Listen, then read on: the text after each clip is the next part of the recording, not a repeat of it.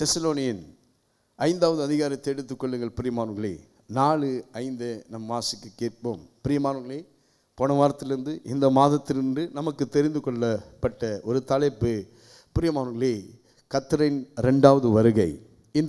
இந்த வருகைக்கு நீங்கள் ஆயத்தமாக இருக்கிறீர்களா? உங்களை சோதித்து பார்த்துருக்கிறீங்களா? பிரியமானவர்களே, விசுவாசத்தில், அன்பில், எந்த காரியத்தில் நான் நிலைத்திருக்கிறேன்? ஆண்டவரே, நான் எங்கே நிற்கிறேன்? ஆண்டவரே, இந்த 2வது வருகைனா என்ன எனக்கு தெரியல. இந்த 2வது வருகை இருக்கா அப்படின்னு சில பேர் கேள்விக்குறியில் இருக்கலாம். வேதம் சொல்லுகிறது, இயேசு கிறிஸ்து 2வது வரப்போகிறார். ஆமேன். மறுபடியும் மீண்டும் அவர் வரப்போகிறார். ஆயத்தமாக இருக்கிறீங்களா? சபையே, பிரியமானவர்களே, தேவனை நேசிக்கிறவர்களே, ஆராதனை செய்கிறோம். ஞாயிற்றுக்கிழமை, புதன்கிழமை கிறிஸ்தவர்கள் என்று சொல்லுகிறோம். ஆண்டவர் எதிர்கொண்டு அந்த நாட்களிலே ஆண்டவர் தூதர்களோடும், பிரதான தூதர்கள் எக்கால சத்தத்தோடும் மேகத்திலே தொனிப்பார். அந்த நாட்களிலே நாம் அவருக்கு எதிர்கொண்டு போக வேண்டும் என்று வேதம் சொல்லுகிறது. பவுல் தெசலோனியர் சபைக்கு என்ன தெரியுமா சொன்னாரு? ஆண்டவர் வரப்போறாரியா, அவருக்கு எதிர்கொண்டு போவோம். அந்த நாட்களை அறிந்து கொள்ளுங்கள். மரித்தவர்கள் தேவனோடு கூட வானத்தில் வருவாங்க. உயிரோடு இருக்கிறவர்கள் மறுரூபம் ஆவார்கள். அந்த காலங்களையும் சமயங்களும் நீங்க அறிந்து கொள்ளுங்கள் அப்படின்னு சொல்றாங்க. வேதத்தில் காலங்களும் சமயங்களும் அநேக இடத்துல பேசப்பட்டு இருக்கிறது. யோபு பேசியிருக்கிறார் காலங்களையும் சமயங்களையும் பற்றி. பிரசங்கின் புஸ்தகத்து 3வது அதிகாரத்தில் காலங்களையும் சமயங்களும் பேசப்பட்டு இருக்கிறது. எந்த காலத்தில் நம்ம வாழ்ந்து கொண்டு இருக்கிறோம் அப்படின்னு கொஞ்சம் ஏறெடுத்து பாருங்க. பிரியமானவர்களே, எல்லாரும் சொல்லுகிறது, இன்னைக்கு நியூஸ் செய்திகள் சொல்லுகிறது, அநேகர் சொல்றாங்க, ரொம்ப வெயிலா இருக்கு, வெப்பமா இருக்கு. வெளிப்படுத்தின விசேஷத்தில் கடைசி காலத்தில் வெப்பம் அதிகமாய் வரும். எத்தனையோ வெளிப்பாடுகள் வேதத்தில் சொல்லப்பட்டு இருக்கிறது. பிரியமானவர்களே, இது கடைசி காலம், கலி உலகம், இது உலக அழிவு அப்படி என்று நிறைய பேர் அநேக சொல்வதை நீங்கள் கேள்விப்பட்டு இருக்கிறீர்கள். இது அவர்கள் சொல்வதை காட்டிலும் 2000 வருஷத்திற்கு முன்பாக வேதத்தில் சொல்லப்பட்டிருக்கிறது. கடைசி காலம் ஒன்று இருக்கிறது. இயேசுவின் 2வது வருகை இருக்கிறது. 2000 வருடத்துக்கு முன்பாக பழைய ஏற்பாடுல தானியேல் புஸ்தகத்தில் சொல்லப்பட்டிருக்கிறது. 2வது வருகை, மனுஷகுமாரனை நான் கண்டேன் என்று தானியேல் புஸ்தகத்தில் அவர் எழுதியிருக்கிறார். பிரியமானவர்களே, புதிய ஏற்பாடுல இயேசுவின் 2வது வருகை உண்டு என்று சொல்லி கர்த்தர் சொல்லியிருக்கிறார், பவுல் சொல்லியிருக்கிறார், யோவான் சொல்லியிருக்கிறார், பேதுரு சொல்லியிருக்கிறார். நீங்கள் கேள்விப்பட்டிருக்கிறீர்களா? Do you believe that Jesus Christ going to come soon? Elon mask சொல்லியிருக்கிறார். ஈலான் மாஸ்க் யார் தெரியுங்களா? அமெரிக்கால அவர் பெரிய விஞ்ஞானி. அவர் ஈலான் மாஸ்க் சொல்லியிருக்கிறார், the rapture going to come soon அப்படின்னு சொல்லியிருக்கிறார். அழிவு உலகம் வந்துகிட்டு இருக்குது. இன்னும் கொஞ்ச நாட்கள் அழிவு உலகம் அழிஞ்சிரும். The world prepare for World War III. 3வது யுத்தத்திற்கு எல்லாரும் ஆயத்தம் பண்ணி கொண்டிருக்கிறார்கள். ஆயத்தம் பண்ணி ரெடியாய் காத்திருக்கிறார்கள். Antichrist going to come. எல்லா இடத்திலும் இப்படி பேசப்பட்டு கொண்டிருக்கிறது. பிரியமானவர்களே, கிறிஸ்தவர்களாகிய தேவனுடைய மனவாட்டியாய் இருக்கிற நாம் என்ன செய்து கொண்டிருக்கிறோம்? எப்படி வாழ வேண்டும்? எப்படி நம்ம தயார்படுத்திக் கொள்ள வேண்டும்? ஒரு வெட்டிங்க்கு போகிறதுனா எவ்வளோ நம்ம ப்ரிப்பேர்டாக போகிறோம்? ஞாயிற்றுக்கிழமை வெட்டிங் இல்லை சனிக்கிழமை வெட்டிங்னா 4 மணிக்கு வெட்டிங் நம்முடைய சபையில் இருக்கலாம். பிரியமானவர்களே, 1 மணிக்கெலாம் ரெடி ஆயிரும். மேக்கப்லேருந்து, முடி செட்டாப்லேருந்து, எல்லாம் செட்டாப்லேருந்து, சாரியிலேருந்து, கோட்லேருந்து எல்லாம் ரெடி ஆயிரும். 4 மணிக்கு யாராச்சும் போய் திருமணம்னா போய் நம்ம போயிட்டு அந்த நேரத்தில் சட்டை வாங்கிட்டு இருக்க முடியுமா? இல்லை முடி டாய் பண்ணணும், டாய் போய் வாங்கிட்டு வரணும், இதெல்லாம் அந்த நேரத்தில் போய் தேடுவீங்க? இல்லை, ஆன் டைமில் 4 மணிக்கு நம்ம காத்திருப்போம். அதே போல் பிரியமானவர்களே, ஆண்டவர் வருகைக்கு நீங்கள் காத்திருக்க வேண்டும், விழித்திருக்க வேண்டும் என்று வேதம் சொல்லுகிறது. ஒரு சாதாரண ஒரு ஈவெண்ட்ஸ், ஒரு சாதாரண ஒரு பர்த்டே ஃபங்க்ஷன், ஒரு சாதாரண ஏதோ ஒரு ஈவெண்ட்க்கு நம்ம போகிறோம், எவ்வளோ ஆன் டைமில் போய் நிற்கிறோம். வேலைன்னா 8 மணினா 7:45 போய் நம்ம ரெடியாகி நிற்கிறோம். ஆண்டவருடைய வருகைக்கு பவுல் சொல்கிறார். எப்படி இருக்கும் ஆண்டவர் வருகை? வாசிக்க கேட்போம். 1 Thessalonians chapter 5 verse 1 5 வரை நாம் வாசிக்க கேட்போம். சகோதரரே, இவைகள் நடக்கும் காலங்களை எல்லாம் சமயங்களையும் குறித்து உங்களுக்கு எழுத வேண்டுவதில்லை. எவைகள் நடக்கும் காலங்கள். இவரு 4வது அதிகாரத்தில் என்ன சொல்லியிருக்கிறாரு? நீங்க 16-17 வாசிக்க கேட்போமே.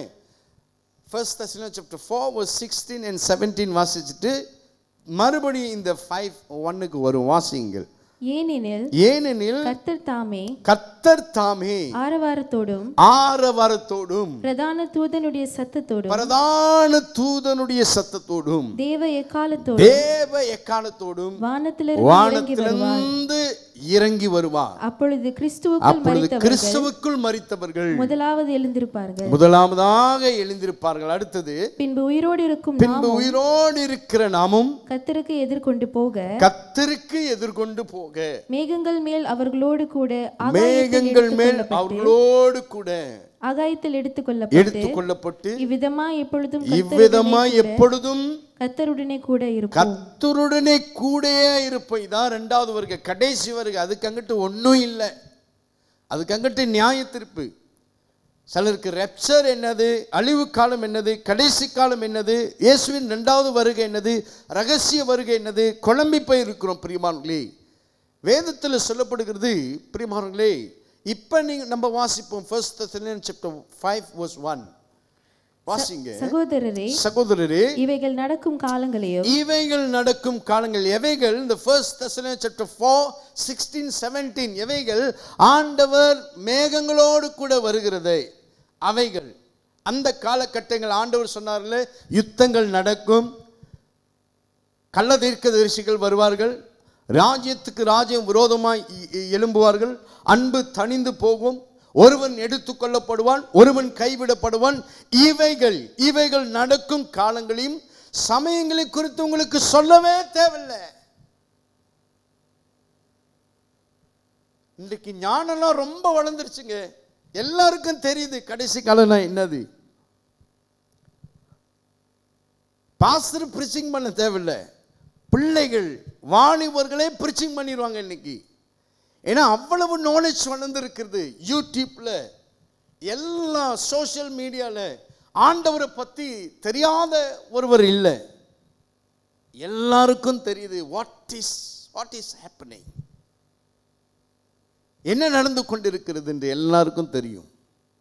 ஆனால் பவுல் சொல்கிறார், வாசிக்க கேட்போம் 3வது வசனம் 1 Thessalonians chapter 5 verse 3 வாசிங்கள்.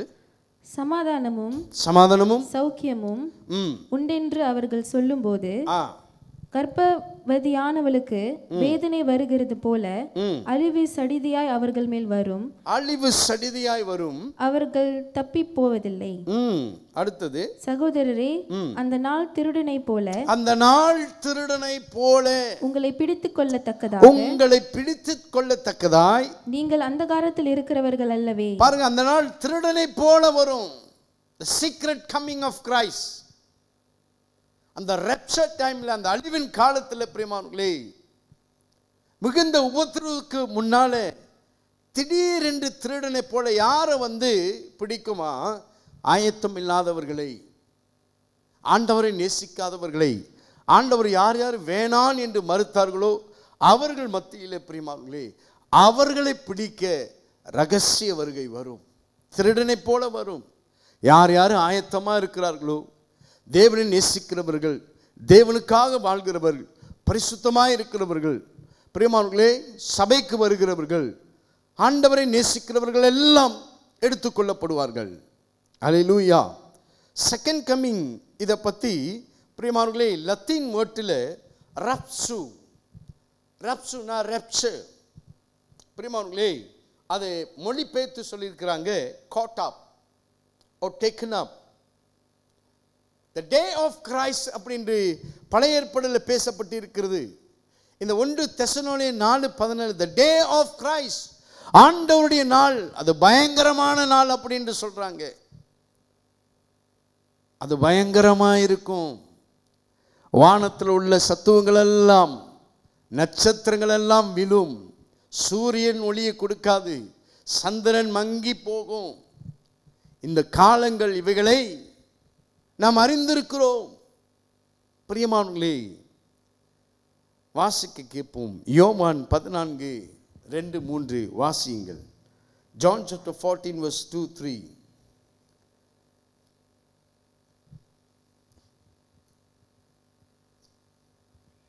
என் பிதாவின் வீட்டில் அநேக வாசஸ்தலங்கள் உண்டு.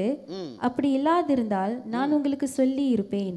ஒரு ஸ்தலத்தை உங்களுக்காக ஆயத்தம் பண்ண போகிறேன். நான் போய் உங்களுக்காக ஸ்தலத்தை ஆயத்தம் பண்ணின பின்பு நான் இருக்கிற இடத்திலே நீங்களும் இருக்கும்படி நான் மறுபடியும் வந்து உங்களை என்னிடத்தில் சேர்த்துக் கொள்வேன். மறுபடியும் ஆண்டவர் வருவார் என்று சொல்லியிருக்கிறார். That means Jesus going to come soon. There is second coming of Christ. அப்பனா இயேசுவின் இரண்டாவது வருகை இருக்கிறது. அதுக்கு நான் என்ன செய்யணும் பாஸ்டர்? என்ன செய்யணும்? எப்படி இருக்கணும்? இரண்டாவது வருகை எப்ப வேணாலும் ஆண்டவர் வருவார். திருடனை போல வருவார். மிகுந்த உபத்திரமும் இருக்கிறது. பல உவமைகளை போன வாரத்தில் உங்களுக்கு நான் போதித்தேன். பிரியமானவர்களே, பிரசங்கம் பண்ணினேன். அநேக உவமைகள் பேரபிள்ல ஆண்டவர் பேசியிருக்கிறாரு கடைசி காலத்தை பற்றி. ஆனால் பவுல் தெசலோனிக்கர் எழுதியிருக்கிறார், ஐயா கடைசி காலம் ஆண்டவர் வரப்போறாரு. 1 Thessalonians chapter 4 சொல்லியிருக்கார், Jesus going to come soon. So be prepared. அதுக்கு நம்ம என்ன செய்ய வேண்டும்? 1 Thessalonians chapter 5ல அவர் சொல்லியிருக்கார் என்ன செய்ய வேண்டும். நான் என்ன செய்யணும்? வாசிக்க கேட்போம் பிரியமானவர்களே. 1 Thessalonians chapter 8 வாசிங்க. என்ன எழுதியிருக்கிறது? How to be prepared. எப்படி நான் ஆயத்தம் பண்ண வேண்டும். நீங்க ஆயத்தமா இருக்கிறீங்களா பிரியமானவர்களே? சண்டே பாட்டு பாடுறோம், மண்டே வீட்டுக்கு போகிறோம். கொஞ்ச நாள் அப்படி வெளிச்சம் அப்படி பிரகாசமாக இருக்கும். இந்த டியூஸ்டே வெனஸ்டே வெளிச்சம் கொஞ்சம் அப்படியே மங்கிரும். அப்புறம் வியாழக்கிழமை கொஞ்சம் மங்கிரும். அப்புறம் சனிக்கிழமை காணா போயிடும். திருப்பியும் சண்டே வந்தோடனே நம்ம கொஞ்சம் ரீசார்ஜ் பண்ணிக்கிறோம். வசனத்தின் மூலியமா அது கூட கொஞ்சம் இப்போ அதுவே இல்லை அப்படின்னு இருக்கிறீங்களா? பிரியமானவர்களே, நாம் ஆயத்தப்பட வேண்டும். வாசிக்க கேட்போம். ஆண்டவர் நம்ம ரொம்ப கன்சர்னாக பார்க்குறாரு. நம்முடைய ஆத்மா ரொம்ப ரொம்ப வேலியும். கிறிஸ்தவர்களாகிய நாம், ஆண்டவர் பிள்ளைகளாய் நாம், நமக்கு ஒரு விசுவாசம் இருக்க வேண்டும். எஸ், எல்லாருக்கும் தேவை இருக்குதுங்க. there is nobody perfect. எல்லாருக்கும் தேவை, பண தேவை இருக்கிறது, எல்லாருக்கும் தேவை, குடும்பத்திற்கு தேவை இருக்கிறது, பொறுப்புகள் இருக்கிறது, காரியங்கள் இருக்கிறது. இதெல்லாம் செய்ய வேண்டும். இது சுற்றில இன்னும் ஒரு காரியம் நமக்கு ஆழமாய் பதிந்திருக்க வேண்டும். இயேசு மீண்டும் வரப்போகிறார். நான் ஆயத்தமா நிற்க வேண்டும். வாசிக்க கேட்போம். 8வது வசனத்தை வாசியுங்கள். பகலுக்குரியவர்களாகிய நாமோ தெரிந்தவர்களாய் இருந்து. அப்பனா நம்ம எப்படி இருக்கணும்? இந்த வசனத்தை நீங்க படிச்சீங்கன்னா, பவுல் இந்த 1 தெசலோனியர் வார்த்தை என்ன தெரியுமா சொல்லுவாரு? பி சவுண்ட் மைண்டா இருக்கணும், தெளிவாய் இருக்க வேண்டும். ஆமென். தெளிந்தவர்களா இருக்க வேண்டும். பி வாட்ச்ஃபுல், விழித்திருங்கள். புத்தி தெளிவா இருக்க வேண்டும். சிலர் நல்லா இருந்தாலும் கண்ணில் இப்படி கண் இசைக்கிற நேரத்தில் ஏமாத்திட்டு போயிடுறாங்க. ஹல்லேலூயா, ஏமாற்றம்.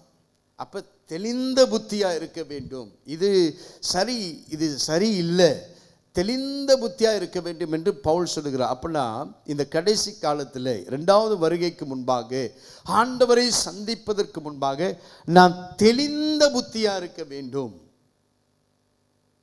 தெளிவாய் இருக்க வேண்டும். உலகத்தின் போதனைகளில், உலகத்தின் காரியங்களை அதில் அன்பு கூறாதபடிக்கு ஆண்டவர் பிள்ளையாய், இயேசுவின் பிள்ளையாய் நான் தெளிந்தவனாய் இருக்க வேண்டும். எத்தனை பேர் இன்றைக்கு சபையை விட்டு தூரம் இருக்கிறார்கள்? எத்தனை பேர் வேதம் வாசிக்காதபடிக்கு இருக்கிறாங்க, ஜெபிக்காதபடிக்கு இருக்கிறாங்க. பிரியமானவர்களே, தேவ அன்பை விட்டு தூரம் சென்றிருக்க, பின்வாங்கி இருக்கிறோம். தெளிந்த புத்தியா இருக்க வேண்டும். இது கடைசி காலமாச்சு. இந்த கடைசி காலத்தில் நான் தெளிவாக இருக்க வேண்டும்.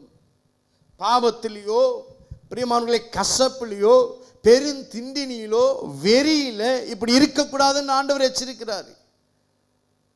அப்ப தெளிந்த புத்தியா இருக்க வேண்டும். ஹல்லேலூயா. வாசிக்க கேட்போம். தொடர்ந்து வேற என்ன நமக்கு தேவைப்படுகிறது? வாசியுங்கள். விசுவாசம், விசுவாசம், அன்பு, அன்பு என்னும் மார்க்கவசத்தையும் ரட்சிப்பின் நம்பிக்கை என்னும் தலைசிராவையும். பாருங்க, அவர் சொல்றாரு அப்படின்னா கடைசி காலத்துல இயேசு வருவதற்கு முன்பாக தெளிந்தவனாய் நான் இருக்க வேண்டும். எல்லாரும் செய்யறாங்க, நானும் செய்யறேன். தெளிந்த புத்தி இல்லாதவர்களா இருக்கக்கூடாது. எல்லாரும் பேசுறாங்க, நானும் பேசுறேன். எல்லாரும் செய்யறாங்க, நானும் செய்யறேன் அப்படின்னு தெளிவில்லாதவர்களா இருக்காதபடி தெளிந்தவர்களா இருக்க வேண்டும். நான் ஆண்டவருடைய பிள்ளை, நான் இப்படி செய்யக்கூடாது. தெளிந்தவர்களாய். விசுவாசம் இருக்கிறதா உங்களுக்கு? பூமியின் கடைசி நாட்களில் ஆண்டவர் வரும்போது விசுவாசத்தை காண்பேனோ அப்படின்னு சொல்றாரு. Do you have faith? உங்களுக்கு faith இருக்கா? என்ன faith? அப்பா அம்மா ஊட்டின faith இருக்கு, சின்ன பிள்ளையில ஊட்டின faith, பெரியவங்க ஊட்டின faith, பாஸ்டர் ஊட்டின faith இல்ல. ஆண்டவர் உங்களுக்குள்ளாக என்ன faith ஆண்டவர் உங்களுக்குள்ளாக உருவாக்கி இருக்கிறார்.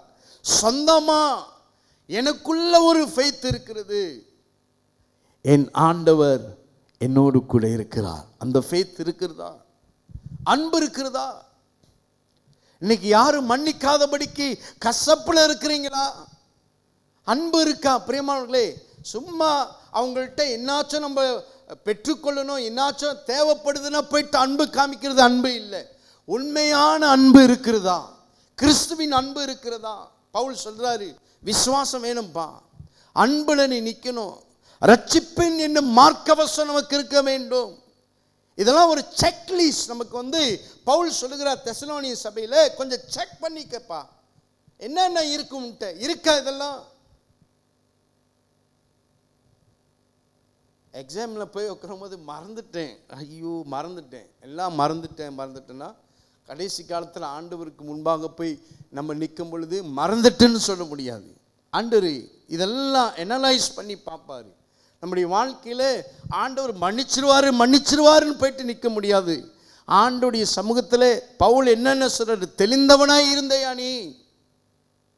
அன்பு நிறைந்தவர்களா இருந்தீங்களா? விசுவாசத்தில் வாழ்ந்தீங்களா? இதெல்லாம் ஆண்டவர் பார்ப்பார். இதெல்லாம் இருக்கும் பொழுதுதான் பிரியமான இந்த 2வது வருகையில ஆண்டவருக்கு எதிர்கொண்டு போய் ஆண்டவரே நம்ம நிற்க வேண்டும். அடுத்தது பவுல் என்ன சொல்கிறார்? வாசிக்க கேட்போம். வாசிங்கள் பிரியமானவர்களே. தேவன் நம்மை கோபாக்கினைக்கென்று நியமிக்காமல் நம்முடைய கர்த்தராகிய இயேசு கிறிஸ்து மூலமாய் ரட்சிப்படைவதற்கென்று நியமித்தார். நாம் விழித்திருப்பவர்களானாலும், பாருங்க அவர் சொல்றாரு, விழித்திருப்பவர்களானாலும் நித்திரை அடைந்தவர்களானாலும் தம்முடனே கூட நாம் ஏகமாய் பிழைத்திருக்கும்படி அவர் நமக்காக மரித்தாரே. ஆகையால் நீங்கள் செய்து வருகிறபடியே ஒருவரை ஒருவர் என்ன செய்யணுமா? தேற்றணுமா? You must encourage one another. Encourage பண்றீங்களா? பிரியமா, நம்ம தேற்றுமா? இல்லை, உன்னையா நான் தேற்றணும், உனக்கு வேணும், வெரி குட் அப்படி காமிக்கணுமா? இல்லை, நீ படு. ஒருவரை தேற்ற வேண்டும். எப்படின்னு? யூ டு நாட், கவலைப்படாத, டோன்ட் வரி. ஆண்டவர் உனக்காக உதவி செய்வார். நான் உனக்காக ஜெபம் செய்கிறேன், நான் உனக்காக ராத்திரியில் ஜெபம் செய்கிறேன், நான் உங்களுக்கு உதவி செய்ய முடிந்த அளவுக்கு உங்களை நான் தேற்றுகிறேன். கவலைப்படாதீங்க.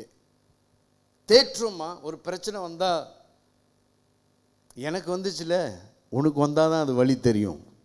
அப்படியே நம்ம தேற்றுறதே இல்லை. தேற்ற வேண்டும். ஹல்லேலூயா. வேற என்ன செய்ய வேண்டும் பிரியமானவர்களே? பவுல் என்ன இதெல்லாம் நம்ம பார்க்கறதுக்கு யோசிக்கிறதுக்கு சின்ன பிள்ளைத்தனமா இருக்குல்ல. இதெல்லாம் நம்ம ஏன் செய்யணும்? இதுதானே அழைக்கப்பட்டு இருக்கிறோம். பவுல் சொல்றாரு, இந்த கடைசியில் நீங்க பார்ப்பீங்க பவுல் என்ன சொல்ல வராரு அப்படின்னு. வாசிங்க, அடுத்தது வசனத்தை வாசிங்க. ஒருவருக்கொருவர் பக்தி விருத்தி ஒருவருக்கொருவர் பக்தி விருத்தி உண்டாகும்படி செய்யுங்கள். உண்டாகும்படி செய்யுங்கள். பக்தி விருத்தி வருதா? உங்களை பார்த்தோன்னே ஒரு பக்தி விருத்தி வருகுதா? இல்லை உங்களை பார்த்தோன்னே ஒரு கணக்கு போட்டுருவாங்க, ஆள் பாதி ஆட பாதி அப்படின்னு சொல்லுவாங்க. பார்த்துருக்கிறீங்களா? இந்த சில அதனால தான் நமக்கு தமிழ் கல்ச்சர்ஸில் எப்படி உடுத்தணும் அப்படின்ற பக்தி வைராக்கியம். அதை பார்த்தோன்னே ஒரு பக்தி. இந்த பிரதர் பார்ப்பா, இந்த காலையில் இந்த சர்ச்சில் நான் கால் எடுத்து வச்சோன்னே அந்த பிரதரை பார்த்தோன்னே எனக்கு ஒரு பக்தி வருது. ஏன்? அவருங்க உட்காந்து ஜெபம் செஞ்சுக்கிட்டு இருக்கிறாருயா. சர்ச்சில் வந்து போன வாரம் இங்கே போனேன் அங்கே போனேன் அந்த மாரி கதை அடிக்காதபடிக்கு பக்தியாக வருவாங்க. பக்தியாக வந்து சர்ச்சில் பொறுப்பை இதெல்லாம் கேட்டோன்னா பக்தியெலாம் பறந்து போயிடும். அந்த பக்தி விருத்தி எப்படி கொண்டு வருகிறது? ஆண்டோடைய பேசாத, இது ஆண்டோடைய சமூகம். இந்த ஆண்டோடைய சமூகத்தில் நம்ம ஆண்டவர் மட்டும் நோக்கி பார்க்கணும், ஜெபம் செய்யணும். இங்கே வந்தோமா ஜெபத்தில் தரித்திருங்க. ஜெபத்தில் அதை பார்க்கும் பொழுதே ஒரு பக்தி பிரதர் இங்கே பேசுகிறத பார்த்தா அந்த பேச்சில் எனக்கு ஒரு பக்தி விருத்தி வருது. ஆண்டவர் மேலே ஒரு பெரிய அன்பு வருது. ஏன்? அந்த பக்தி விருத்தி. பவுல் இது சொல்றாரு, ஐயா நீ கடைசி காலத்தில் ஆண்டவருக்கு முன்பாக போய் நிற்க வேண்டும் என்றால் உனக்கு அந்த உன்னை பார்த்து அவங்க பக்தி விருத்தியில் அவர்கள் வளரணும், ஒருவரை ஒருவர் தேற்ற வேண்டும். ஐயா நீ எந்த வேலை வேணாலும் செய்யலாம். நம்ம இன்னைக்கு உயர்ந்த சம்பளம் எடுக்கலாம், நல்ல ஸ்தானத்தில் இருக்கலாம், டிகிரி படிச்சிருக்கலாம், மாஸ்டர் படிச்சிருக்கலாம், காலேஜில் இருக்கலாம், யூனிவர்சிட்டியில் இருக்கலாம், வாட் எவர் பிரியமானவர்களே, எதுவாக இருந்தாலும் சரி பிரியமானவர்களே, ஆனால் அன்பு இல்லைன்னா ஜீரோ அப்படின்னு பவுலே சொல்லியிருக்கிறார். பக்தி இதெல்லாம் கடைசியில் ஆண்டவர் நம்ம போய் ஆண்டவருக்கு முன்பாக எதிர்கொண்டு இந்த செகண்ட் கம்மிங் இருக்குல்ல, அங்கே போய் எதிர்கொண்டு போய் நிற்கும் பொழுது ஆண்டவர் கேட்பாரா, நல்லா சம்பாரிச்சியா, நல்லா நீ டேக்கே பண்ணிக்கிட்ட, அப்படியா கேட்பாரு? நல்லா பேசினையா, நல்லா ஆராதிச்சியா, அப்படியா சொல்லுவாரு? ஒரு விசுவாசம் எங்கேன்னு கேட்பார் ஆண்டவர். என்ன பக்தி விருத்தியை நம்ம காண்பித்தோம், யாரிடத்தில் அன்பு செலுத்தணும்? உன் சகோதரனே உன்னால் மன்னிக்க முடியலையே, பிரியமானவர்களே பக்கத்தில் இருக்கிறவர்களிடத்திலே உன்னால் அன்பு கூற முடியல. என்ன பக்தி விருத்தி? எப்படி நம்ம ஆண்டவரை சந்திப்பது? The second coming of Christ soon வரப்போது. பவுல் சொல்றார், தெசலோனிய சபைக்கு சொல்றாரு, ஐயா உனக்கு பக்தி விருத்தியில வளரணும். அடுத்தது வாசிக்க கேட்போம், வாசிங்க. அன்றியும் சகோதரரே, உங்களுக்குள்ளே பிரயாசப்பட்டு கர்த்தருக்குள் உங்களை விசாரணை செய்கிறவர்களாய் இருந்து உங்களுக்கு புத்தி சொல்லுகிறவர்களை நீங்கள் மதித்து அவர்களுடைய கிரியை நிமித்தம் அவர்களை மிகவும் அன்பாய் எண்ணிக்கொள்ளும்படி உங்களை வேண்டிக் கொள்கிறோம். உங்களுக்குள்ளே சமாதானமாயிருங்கள். சமாதானமா இருக்க முடியுது? சமாதானமா இருக்க முடியுதா? அப்போ இவங்க சொல்கிறாரு, இந்த சமாதானம் உங்களுக்கு தேவை அப்படின்னு சொல்கிறாரு. ஹல்லேலூயா. அது மட்டும் இல்லை, பாருங்க 16வது verse 16, எப்பொழுதும் சந்தோஷமா இருக்க வேண்டும். முடியுதா? நம்மளால சந்தோஷமா இருக்க முடியுதுமா? கொஞ்ச நாள் அடிச்சுக்கிட்டு திருப்பியும் கடிச்சிக்கிட்டு திருப்பியும் கோபமாக இருப்போம். ஆமீன். அப்புறம் சந்தோஷம் எங்கே காணா போயிடும். சந்தோஷமா இருக்க வேண்டும். எப்படி சந்தோஷமா இருக்க முடியும்? நான் சொல்கிறேன், தேவ சமூகத்தில் வந்து நில்லுங்க, சந்தோஷமாயிருவீங்க. ஆண்டோடைய சமூகத்தில் வந்து ஆண்டவரை நோக்கி பாருங்கள், சந்தோஷம், ஒரு சமாதானம், இருதயத்தில் ஒரு சமாதானம். எங்கெங்கெல்லாம் போய் நிற்கிறோம் பிரியமானவர்களே. ஆனால் தேவ சமூகத்துக்கு வர்றதுக்கு நம்ம காத்திருக்கிறோமா? தேவ சமூகம் நம்ம நிறைய பேர் சொல்லுகிறத கேட்டிருக்கிற ஆண்டவர் சமூகத்தில் வந்து இந்த ஞாயிற்றுக்கிழமை வந்தாதான் எனக்கு ஒரு சந்தோஷம். ஏன்? தேவ பிரசன்னம், ஆண்டவர் அசைவாடுகிறார். தேவ சமூகத்தை தேடாம இருந்தா, தேவ சமூகத்தில் வந்து நிற்காம இருந்தா சந்தோஷம் எப்படி வரும்? கவலை தான் வரும், குழப்பம்தான் வரும். ஆமீன். எத்தனையோ பேர் சொல்லியிருக்கிறாங்க, நிறைய டென்ஷன்ல வர பாஸ்டர், ஆனால் அங்கே சபையில் உட்காந்து இப்படி தேவ பிரசனத்தை, தேவ வசனத்தை ஆண்டவர் ஆராதனை செய்யும் பொழுது உலக கவலை, உலக சிந்தனை எல்லாம் எனக்கு மறந்து போகிறது. காரணம், ஆண்டவர் நம்மோடு கூட உறவு கொள்ளுகிறார். தேவனை தேடி பாருங்க பிரியமானவர்களே, சந்தோஷமாயிருங்கள் அப்படின்னு சொன்னாங்க. ஆபக்கு ஞாபகம் வருகிறது. ஆபக்கு சொல்றாரு, ஆண்டவரே எதை இல்லாமல் போட்டோம், அத்தி மரம், தொழுவத்தில் மாடுகள் அன்றி ஆடுகள் அன்றி போனாலும் கர்த்தருக்குள்ள நின்னாதான் நமக்கு ஒரு மகிழ்ச்சி. நீங்க பணம் தான் உங்களுக்கு சமாதானம் சந்தோஷத்தை கொடுக்குமா? உங்கள் உறவுகள் உங்களுக்கு சந்தோஷத்தை கொடுக்குமா? பிரியமானவர்களே, ஆண்டவர் சொல்லியிருக்கிறார், வருத்தப்பட்டு பாரம் சுமக்கிறவர்களை என்னிடத்தில் வாங்க ஆண்டவர் சொல்லியிருக்கிறார். நான் உங்களுக்கு இல்லை பாறுதல் அப்படி தரேன்னு சொல்லியிருக்கிறார். அப்ப இந்த சந்தோஷத்தை எங்க பெற்றுக்கொள்ளுவேன்? ஆண்டவருக்குள்ளாக நான் நிற்கும் பொழுதுதான். கவலை பாருங்க, கவலை நம்மளை விட்டு போகாது. ஆண்டவர் சொல்லுறாரு, கடைசி காலகட்டத்தில் இதில் மட்டும் தப்பிடுங்க, இதில் மட்டும் விளக்கிறீங்கள். குறிப்பாக சொல்கிற இது சாப்பாடு. எப்போ பார்த்தாலும் சாப்பாடு, வெறி. பவுல் சொல்லியிருக்கிறார் தெசலோனியில், நீங்கள் 1வது அதிகாரத்தில் இந்த 4வது அதிகாரம் 5வது அதிகாரத்தில் பாருங்கள், வெறித்தவர்களை கடைசி நாட்களில் இந்த ஆல்கஹாலிக்கில் இருக்கிறவங்க, குடி குடி குடி வெறியில் இருக்கிறவங்க. ட்ரக்ஸ் ஒரு வெறியை கொடுக்கும், ஆமீன். பொருளாசை ஒரு வெறியை கொடுக்கும். சாப்பாடுனா அதுக்குள்ள ஒரு வெறி பிடிச்சிருப்போம். சாப்பாடு ஒரு வெறி வந்துடும். சாப்பாடு சாப்பிட்டு தான் ஆக வேண்டும், கோடி இல்லாமல் என்னால் வாழ முடியாது, சோறு இல்லாமல் என்னால் தூங்க முடியாது, மீக்கறி இல்லாமல் என்னால் நினச்சே பார்க்க முடியல. இந்த வெறி, அந்த சாப்பாடு மேலே அவ்வளோ ஒரு வெறி வந்துருச்சு. அப்போ ஆண்டவர் சொன்னார், இந்த வெறி, பெருந்திண்டி, லௌகீக கவலை. எந்தெந்த கவலை? லௌகீக கவலை. யோசிச்சுக்கிட்டே இருப்போம், எனக்கு இது நடக்கலையே, மற்றவங்களாம் நல்லா இருக்கிறாங்களே, ஏன் எனக்கு இந்த கவலை இருக்கக்கூடாதுன்னு சொல்றாரு. அப்போ இதெல்லாம் என்னை விட்டு போகணும்னா என்ன செய்யணும்? நான் ஆண்டவரை சார்ந்து நிற்கணும். ஆண்டவரை இன்னும் அதிகமாக நான் தேட வேண்டும். ஏதோ எனக்கு ஒரு குறைவு இருக்கிறது, அந்த குறைவு மனுஷனால முடியல, காசுனால முடியல. ஆண்டவர் சொல்றாரு, அது இங்க பாருங்க, ஆண்டவர் உலகம் முழுவதும் நீ ஆதாயப்படுத்திக் கொண்டால் உன் ஜீவனை நஷ்டப்படுத்தினால் என்ன லாபம்? உலகத்தை ஆதாயப்படுத்துறோம், டெய்லி வேலைக்கு போகிறோம், இது குடும்பத்திற்கு செய்கிறோம், பணம் சம்பாதிக்கிறோம், வெக்கேஷன் போகிறோம், ஈவெண்ட்ஸ்க்கு போகிறோம், இதெல்லாம் செய்கிறோம். நல்ல மற்றவங்கள்ட்ட நல்ல உறவு, எல்லாம் என்னை மதிக்கணும், எல்லாருக்கும் நான் கொஞ்சம் ஃபேமஸாக இருக்கணும், கைகளை கொடுக்கணும், நல்லா பேசணும், இதெல்லாம் ஆதாயப்படுத்திக் கொள்கிறோம். ஆனால் ஆத்துமா தேவனுடைய சமூகத்தில் நிற்காதபடிக்கு என்ன செய்கிறோம்? நஷ்டப்படுத்துகிறோம். ஒரு பாவத்தில் இருந்தால், ஆண்டவரை தேடாமல் இருந்தால், இந்த ஆத்துமா நஷ்டத்தில் இருக்கும். அது என்ன லாபம் ஆண்டவர் கேட்கிறாரு. அப்போ இந்த கடைசி காலத்தில் எனக்கு லாபம்னா தேவ சமூகத்தில் நான் ஆண்டவருக்குள்ளே நிரம்பி இருக்கலாம். ஒரு செக்லிஸ்ட், ஆண்டவரே நீங்கள் போய் ஆண்டவர்கிட்ட தேவ சமூகத்தில் கொஞ்சம் நெருங்கி ஆண்டவர்கிட்ட கேளுங்க, எது என்னுடைய குறைவு? ஏதோ ஒன்று குறைவு இருக்குது ஆண்டவரே, அது எதுவுமே என்ன திருப்திப்படுத்த முடியல, அது என்னன்னு கேளுங்க, ஆண்டவர் அதை திருப்திப்படுத்துவார். ஹல்லேலூயா. தேவ உறவு, தேவனுடைய அன்பு, விசுவாசம், தெளிந்த புத்தியவர்களாக இருக்க வேண்டும். ஏன்? ஆண்டவர் வரப்போறாருங்க.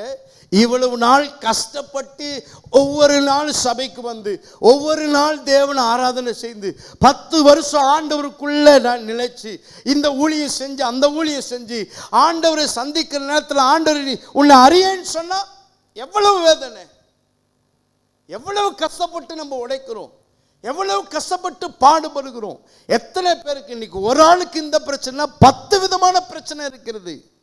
ஆத்மா ஒவ்வொரு நாளும் பிரியமானவர்களே நிந்தையிலும் கஷ்டத்தில் இருக்கும் பொழுது தேவன் இல்லைன்னா ஒன்றும் இல்லை. என்னால் அன்றி ஒன்றும் செய்ய முடியாத ஆண்டவர் சொல்லியிருக்கிறார். பிரியமானவர்களே, ஆண்டவர் சொல்லுகிறார், வசனம் 17 வாசிக்க கேட்போம். verse 17. இடைவிடாமல் ஜெபம், இடைவிடாமல், இதெல்லாம் அவர் சொல்றார், இதெல்லாம் ரொம்ப முக்கியம். இடைவிடாமல் சாப்பிட்றோம். காலையில் மார்னிங் பிரேக்ஃபாஸ்ட், மத்தியானம் லஞ்சு, டீ டைம், இன்னொரு டீ டைம் 6 மணிக்கு, அப்புறம் டின்னர் முடிச்சிடுறோம், இன்னொரு டீ டைம், ஒரு சப்பர் அடிச்சிடுவோம், ஒரு கார்ன்ஃப்ளேக்ஸை போட்டு பாலை ஊற்றி கொஞ்சம் அடித்தா கொஞ்சம் நிம்மதியாக இருக்கும். இன்னொரு டீ டைம், அப்புறம் இன்னும் கொஞ்சம் ராத்திரியில் திடீர்னு தூங்கிட்டு எழுந்திரிச்சிட்டு திருப்பியும் போயிட்டு இல்லை இல்லை சரியில்லை, வயிறு ஒரு மாதிரியாக எனக்கு சத்தம் கொடுக்குது, சோறு போடாமல் என்னால் தூங்க முடியாது. அப்போ அதை மட்டும் கணக்காக செஞ்சிடுவோம். அப்போ இடைவிடாமல் நம்ம ஜெபம் பண்ணுறோமா பிரியமானவர்களே? இடைவிடாமல்னா பிரியமானவர்களே, ஞாயிற்றுக்கிழமை மட்டும் இல்லை ஆராதனை, ஞாயிற்றுக்கிழமை மட்டும் இல்லை ஆண்டுடைய சமூகத்தில், திங்கக்கிழமை, செவ்வாய்க்கிழமை, புதன்கிழமை இடைவிடாமல் தேவ சமூகத்தில் நம்ம ஜெபிக்கணும். ஆண்டவர் சொல்றாரு, இந்த அழிவுக்கு நீங்கள் தப்பித்து கொள்ள வேண்டும் என்றால் மத்தேயு 24 ஆண்டவர் சொல்றாரு, விழித்திருந்து ஜெபம் பண்ணுங்கள். இதுதான்ப்பா நீங்கள் தப்பிக்க வேணும்னா, இந்த உலக அழிவில், இந்த ரப்சர்ல, இந்த கடைசி காலத்தில் தப்பிக்க வேண்டும்னா, ஆத்துமாவே ஆத்துமாவே ஆத்துமாவே கர்த்தர் செய்த சகல உபகாரங்களையும் மறவாதே. ஆத்துமாவே தேவனோடு கூட நெருங்கி பழகு. எந்தெந்த இடத்துல நம்ம ஆத்துமா எப்படி இருக்குது, தேவ சமூகத்தில் விழித்திருந்து ஜெபிக்கிற ஆண்டவரே, இந்த காலகட்டத்தில் எனக்கு இப்படி ஒரு காரியம் நடைபெறுகிறது. நீங்கள் சொல்லியிருக்கீங்க கடைசி காலத்தில் கவலையாக இருக்கக்கூடாது. இந்த கவலை என்னை நெருக்கி கொண்டிருக்கிறது. இந்த கவலை திடீர்னு நீங்கள் வந்துட்டீங்கன்னா, கவலையில் இருந்தாலும் நான் எப்படின்னா ஆண்டவரே எதிர்கொண்டு போவேன். ஆகையால் இந்த கவலையை எனக்கு விலக்கி போடுங்க ஆண்டவரே. இதை பற்றி எனக்கு ஞாபகம் இருக்கக்கூடாது ஆண்டவரே. எனக்கு இந்த பொருள் மேலே ஒரு ஆசை, இந்த சாப்பாடு மேலே ஒரு இச்சை, இதெல்லாம் இருக்காதபடிக்கு daily we must have connection with God. இடைவிடாமல் ஜெபம் செய்ய வேண்டும். ஹல்லேலூயா. 18வது வசனத்தை வாசிக்க கேட்போம் பிரியமானவர்களே. எல்லாவற்றிலும் ஸ்தோத்திரம் செய்யுங்கள். ஸ்தோத்திரம் செய்யுங்கள். அப்படி செய்வதே கிறிஸ்து இயேசுக்குள் உங்களை குறித்து தேவனுடைய சித்தமாய் இருக்கிறது. எல்லாவற்றுக்கும் ஸ்தோத்திரம் செலுத்த முடியுமா? யோபு என்ன செய்தாரு? கஷ்டம் வந்துச்சு, அழிவு வந்துச்சு, பிள்ளைகள் மரித்தார்கள், பிசினஸ் இல்லை, மந்தைகள் பாதிக்கப்பட்டது, வேலைக்காரர்கள் எல்லாம் செத்து போயிட்டாங்க. How come he can praise God? எப்படி அவர் ஆண்டவரை சோதரித்தார்? உடலெல்லாம் பருக்கள், சலம் வலியுது, அப்படி ஒவ்வொரு பருக்களையும். ஆனால் அவரால் என்ன செய்ய முடியுது? ஆண்டவர் கொடுத்தார், ஆண்டவர் எடுத்தார். கர்த்தருக்கே ஸ்தோத்திரம். ஹல்லேலூயா. யோபு மேலே யாருக்கும் சலம் வலியுதா? யோபு மேலே எதுவும் வீட்டில் இழப்பா, கஷ்டமா, பிஸ்னஸில் லாஸ்ட்டு ஒன்றுமே இல்லையா? சாம்பலில் உட்காந்துருக்கிறீங்களா? இல்லை, அது கூட வரலையே. இந்த சின்ன காரியத்திற்கு ஆண்டவரே, இது வந்தாலும் வராவிட்டாலும் ஆண்டவரே, உங்களுக்கு நான் எப்பொழுதும் ஸ்தோத்திரம் செலுத்துவேன். இந்த ஸ்தோத்திரத்தை நீங்கள் பாருங்கள், சைனீஸை பார்த்துருக்குறீங்களா? சீனர்களை பார்த்தீங்களா? பிஸ்னஸ் தொடங்குற மணிக்கே ஊதிபத்தி எடுத்து இப்படி செஞ்சுக்கிட்டு இருப்பாங்க. என்ன செய்கிறாங்க? என்னத்துக்கு? எனக்கு பிஸ்னஸ் வேணும், காசு வேணும். யாரை முதல் இடம் கொடுக்குறாங்க? கடவுளுக்கு. காசு வருது விட்டுருங்க, அது யாருக்கு முதல் இடம்? எங்கே போய் நிற்கிறாங்க? கடவுள்கிட்ட. ஹல்லேலூயா. பிரியமானவர்களே, எல்லாருக்கும் எல்லா நேரத்திலும், எந்த நேரமாக இருந்தாலும் சரி, ஆண்டவருக்கு உங்களை நான் ஸ்தோத்தரிக்கிறேன். இந்த காலையில் வெளியாடும் பொழுது உங்களை நான் ஸ்தோத்தரிக்கிறேன். தானியேல் 3 வேளை ஆண்டவரை ஸ்தோத்தரித்தார், இடைவிடாமல் ஆண்டவரை ஸ்தோத்தரித்தார். நான் சொல்கிறேன், நீங்கள் ஸ்தோத்திரம் செலுத்துங்க, உங்கள் வியாதி உங்களை விட்டு போகும். ஹல்லேலூயா. உங்கள் கஷ்டங்கள் உங்களை விட்டு போகும். தேவ சமாதானம் உங்களை நிரப்பும். இதை செய்து பாருங்கள் பிரியமானவர்களே. அது மட்டுமல்ல, ஆவியை அவித்து போடாது. 19வது வசனத்தில் ஆவியை அவித்து போடாதிருங்கள். எந்த ஆவி உள்ளுக்கு இங்கே இன்னைக்கு இருக்குது? எந்த ஆவி இருக்குங்க? எந்த ஆவி இருக்கு? எந்த ஆவிக்குள்ளே நம்ம நிரம்பி ஆவியை அவித்து போடு பாருங்க. ஜெபிக்கல, தேவ சமூகத்திற்கு வரல, இன்னைக்கு சண்டே வரலையா, சரி வராதிங்க, அடுத்த வாரமும் வராதிங்க. இப்படியே நீங்கள் வராமல் இருந்தீங்கன்னா உங்கள் ஆவி எதில் வளரும்? உலகத்தில் தான் வளரும். ஆவி அவித்து போடாதபடிக்கு பிரியமானவர்களே, எது சார்ஜபிளாக இருக்க வேண்டும்? ஒரு பேட்டரி ஃபோனில் நல்லா கவனிங்க, இந்த பேட்டரி மறக்கக்கூடாமல் நம்ம சார்ஜ் பண்ணுறோமா இல்லையா? அந்த சார்ஜர் போனால் கூட ஒரு வெறி வந்துடும். எங்கே சார்ஜரை எங்கே வச்சிங்க? என் பேட்டரி 5% வந்துருச்சு, யார் இந்த சார்ஜரில் விளாண்டான், எங்கே எடுத்து போட்டீங்க சார்ஜரு? அப்படி நம்ம ஒரு வெறி வரல. அந்த சார்ஜர் பண்ணால் அந்த 100% வந்தால் தான் நம்மளுக்கு ஒரு உயிர் வரும். அப்போ இந்த பேட்டரியை சார்ஜ் பண்ணுற அனல் வருதுல்ல, அதில் சார்ஜ் ஆகுது தானே. அப்போ தேவ சபைக்கு வராமல் தேவ சமூகத்தில் நிற்காம எப்படி சார்ஜாக வரும்? ஆவி அவிந்து தான் இருக்கும். ஒவ்வொரு நாளும் சினிமா பாட்டே பாடிக்கிட்டு இருந்தால் ஆவி எதில் இருக்கும்? அனலாவா இருக்கும்? அனலாக இருக்குமா? இல்லை. அப்போ நான் அனலாக இருக்கிறதுக்கு ஒவ்வொரு நாளும் தேவனுடைய பாட்டை நான் கேட்டுக்கொண்டே இருக்கணும். வசனத்தை என் காதில் நீங்கள் கேட்க கேட்க கேட்க இந்த வசனம் போதில் காதில் அந்த ஆத்துமாவோடு கூட பேசும். ஒரு உற்சாகத்தை தரும், ஒரு பலத்தை தரும். எதையெல்லாம் கேட்கிறோம் பிரியமானவர்களே? இந்த ஆவியை அவித்து போடாதிருங்கள். வசனத்தை வாசிக்கிறோமா, வசனத்தை நல்லா சத்தமிட்டு வாசிக்கணும். அப்பதான் இந்த ஆத்துமாவில் கேட்கும். அதனால தான் தாவீது தன்னுக்குள்ளே பேசிக்கிறாரு, என் ஆத்துமாவே ஏன் கலங்குகிற, ஏன் ஆத்துமாவே. ஆத்துமா கிட்ட உங்களால பேச முடியுதா? பேசி பாருங்களேன். ஆத்துமா கிட்ட நீ சொந்தமா பேசுனா என்ன நினைச்சுக்குவாங்க? இவன் எங்கேயோ இருக்கிறவள ஆண்டு இவன் சீலாப்பா அவனுக்குள்ளே பேசிக்கிட்டு என்னமோ மனோகிறான், என்னமோ உங்களுக்குள்ள பேசி அப்படித்தானே நினைப்பாங்க. ஆனால் தாவீது பேசிக்கிற உள்ளுக்கே சொல்ற, ஆத்துமாவே நீ கர்த்தரை ஸ்தோத்திரி, என் முழு உள்ளமே அவருடைய நாமத்தை ஸ்தோத்திரி, என் ஆத்துமாவே ஏன் கலங்குகிற. அவருக்குள்ளே பேசிக்கிறாரு. ஹல்லேலூயா. அப்ப இந்த ஆவி அவித்து போடாதபடிக்கு ஆண்டவர்கிட்ட சொல்ல வேண்டும், ஆண்டவரே நான் எதில் குறையிறேன், ஆண்டவரே என் ஆத்துமாவை கொஞ்சம் சார்ஜ் பண்ணணும், ஆண்டவரே உங்க சமூகத்தில் வந்து நின்னாதான் எனக்கு ஒரு பலன். இந்த வசனத்தை நான் மனப்பாடம் பண்ணி இதை அறிக்கை செய்து இந்த வசனத்தில் அறிக்கை செய்தாதான் எனக்கு ஒரு பலன். இந்த ஆத்துமா அனலா இருக்கும். எரேமியா சொல்றாரு, எரேமியா புத்தகத்தில் சொல்லுங்க, ஆண்டுடைய வசனம் எனக்குள்ளாக என் எலும்புக்குள்ளாக இருந்து அனலை மூட்டுகிறது, ஒரு அக்கினியை போல இந்த வசனம், ஆண்டவருடைய வசனம் எனக்கு அனல் மூட்டுகிறது. எரேமியா சொல்றாரு. நல்லா கவனிங்க, இந்த வசனம் என்ன செய்யும்? அனல் மூட்டும். அல்லேலூயா. 21 வாசிக்க கேட்போம். எல்லாவற்றையும் சோதித்து பார்த்து நலமானதை பிடித்துக் கொள்ளுங்கள். நல்லா இதெல்லாம் சொல்றா, இதெல்லாம் சோதித்து பாருங்க. அப்ப செக் பண்ணி பாருங்க. Test all things, search yourself. அதான் தாவீது சொல்றாரு, ஆண்டவரே நான் எதில் குறைஞ்சிட்டேன் என்ன ஆராய்ஞ்சு பாருங்க ஆண்டவரே.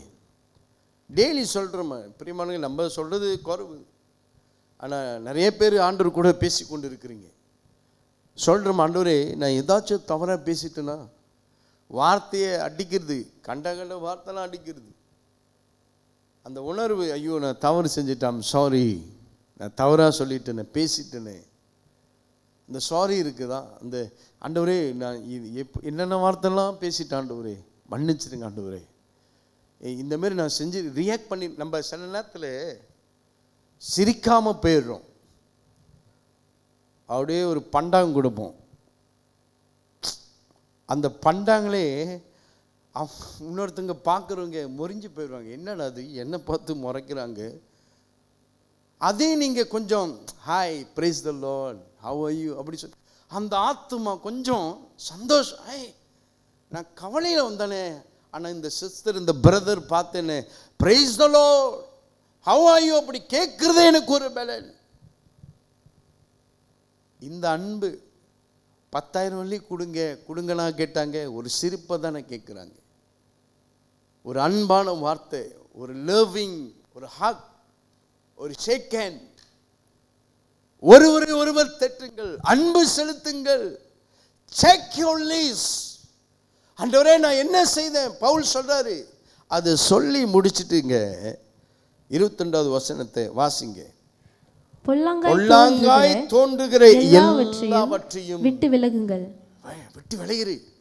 இது நல்லதெல்லாம் விட்டு விலகிரு, இது கெட்டதெல்லாம் விட்டு விலகிறது. விலகிரு அப்படின்னு சொல்கிறார்.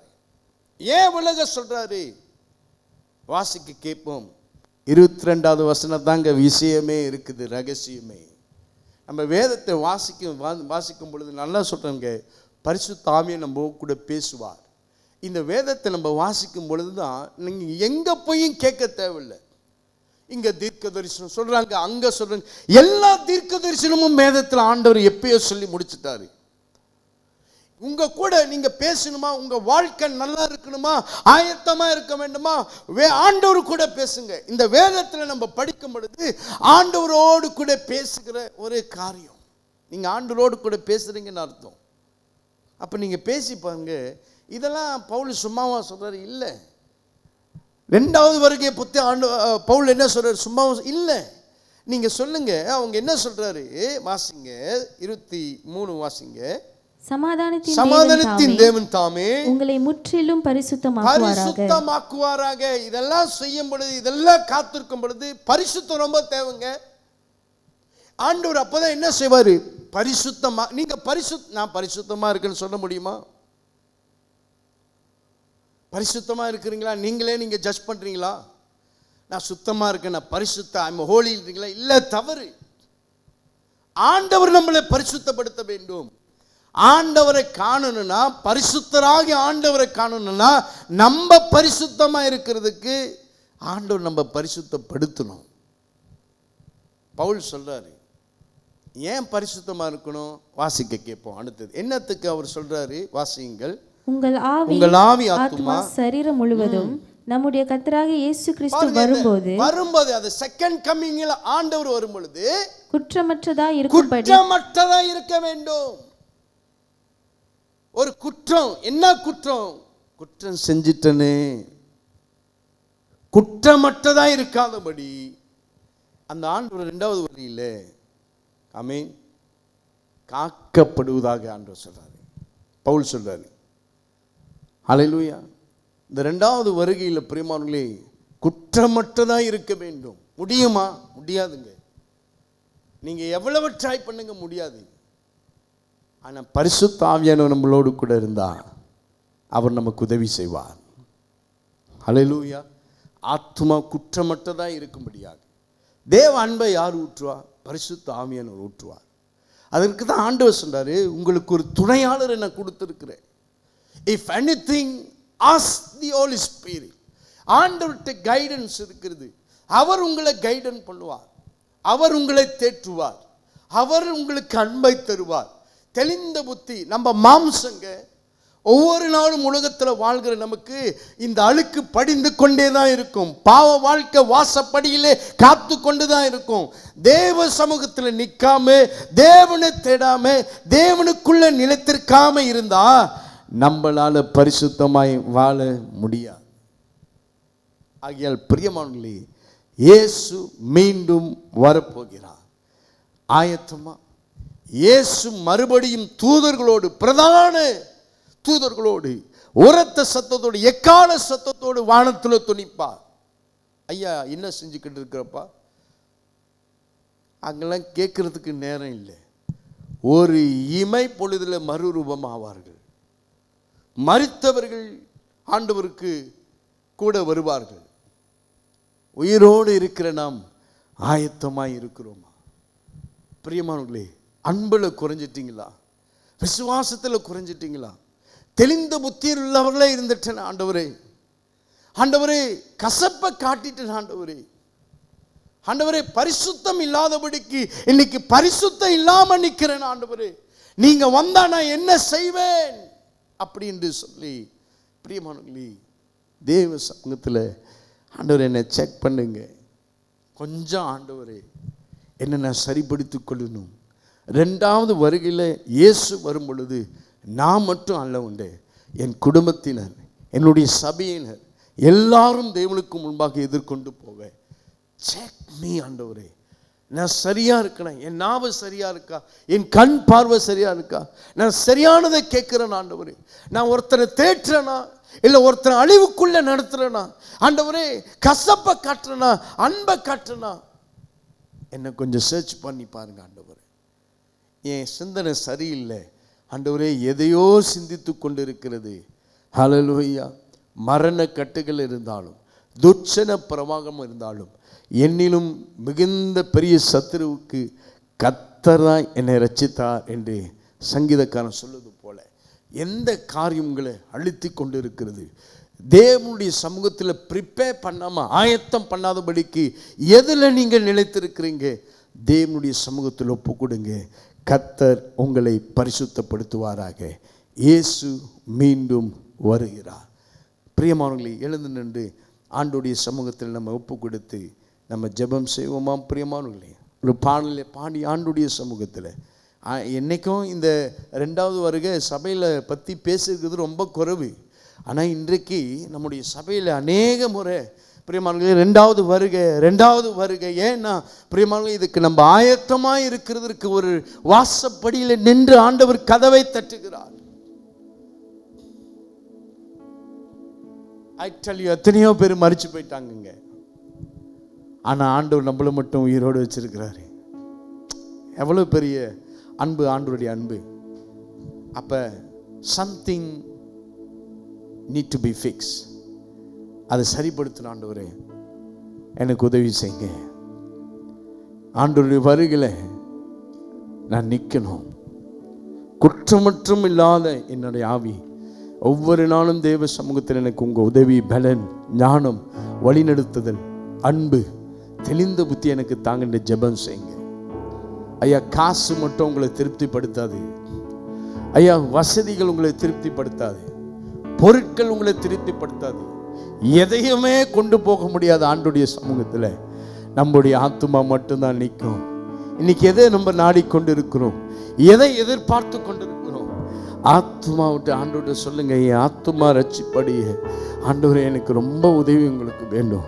நான் என்னை ஞானி என்று எண்ணாதபடிக்கு, பரிசுத்தன் என்று எண்ணாதபடிக்கு, நான் எதை செய்தாலும் தேவனுக்கு உண்மையாக இருக்கு, ஆண்டோடைய அன்புடன் நிலைத்திருக்கலாம், எனக்கு உதவி செய்யுங்கன்னு சொல்லி கண்களை மூடி ஆண்டோடைய சமூகத்தில் ஜெபிப்போம்.